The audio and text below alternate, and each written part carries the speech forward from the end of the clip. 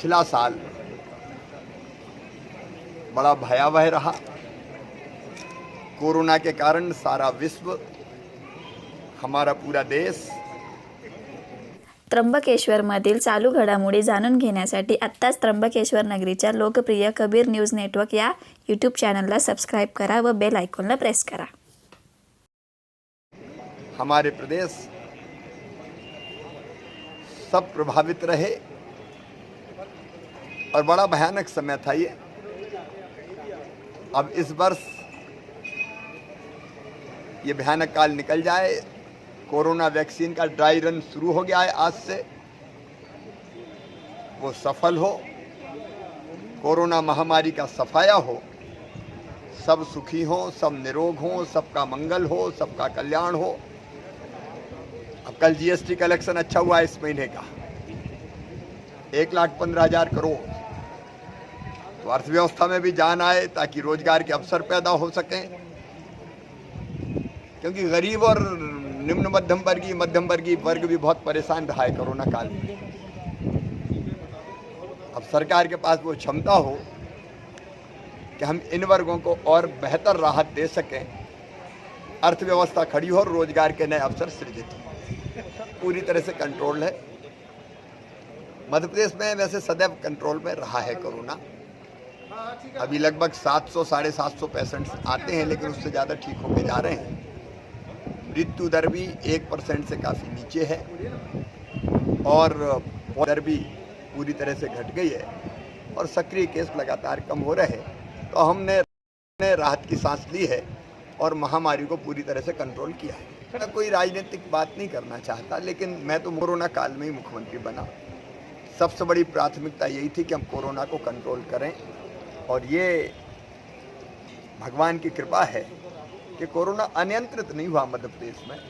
Case आते रहे, हमने प्राइवेट अस्पतालों को भी टाई अप करके जनता का निःशुल्क इलाज कराना सुनिश्चित किया। सरकारी अस्पतालों में भी निःशुल्क इलाज हो, प्राइवेट अस्पताल भी सरकार ने लिए जिनमें हमने निःशुल्क इलाज की व्यवस्था की, दवाइयों की व्यवस्था की, टेस्टिंग की, पीपीई किट की, जितने संसाधन, ऑक्सीजन बहुत ज़रूरी थी और इसलिए ऑक्सीजन वगैरह की जितनी आवश्यक व्यवस्थाएं थी हमने सब की। एक तरफ इलाज की व्यवस्था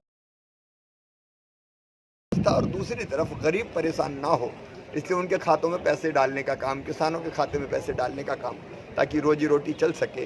कुल मिला के स्थिति भयानक थी, लेकिन भगवान की कृपा से ठीक ठाक मध्य प्रदेश को हम लोग निकाल के ले गए। तो ये तो भोले शंकर के प्रांगण में खड़ा हूँ। देखिए, सरकारों के पास दंड इसलिए होता है कि दुष्टों का सफाया करें।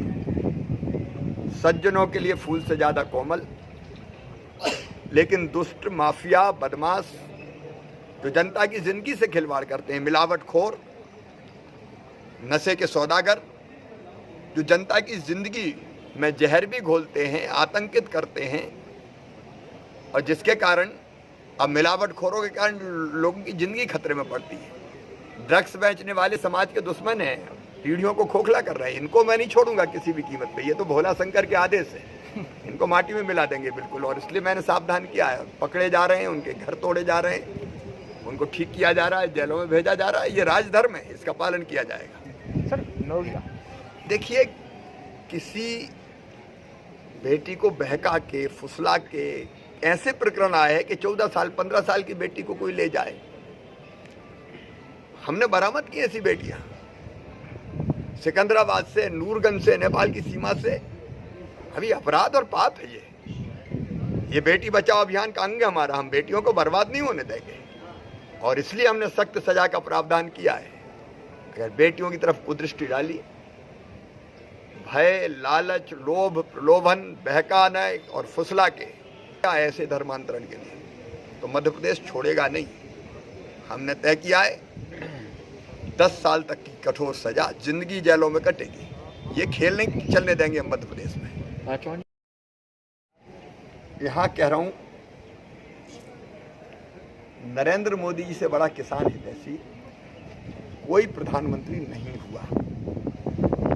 मोदी जी का क्या स्वार्थ था? उनके आगे पीछे कौन है?